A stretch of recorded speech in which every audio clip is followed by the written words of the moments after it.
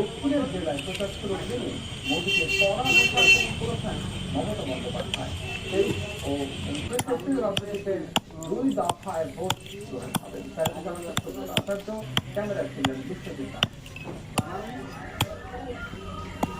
পশ্চিমবঙ্গের রাজধানী কলকাতা উত্তর চব্বিশ পরগনা জেলা শহর বারাসাতের জেলা শাসক দপ্তরের সামনে ভোটের আর মাত্র কয়েকজন বাকি থাকলেও এখনো তাদের গণতান্ত্রিক অধিকার আদায়ের জন্য লড়ছেন। 2002 সালে ভোটার তালিকায় অনেক পরিবারের নাম। আমার বাড়িতে 14-15 জনের মেম্বার হবে, তার ভিতরে শুধু আমি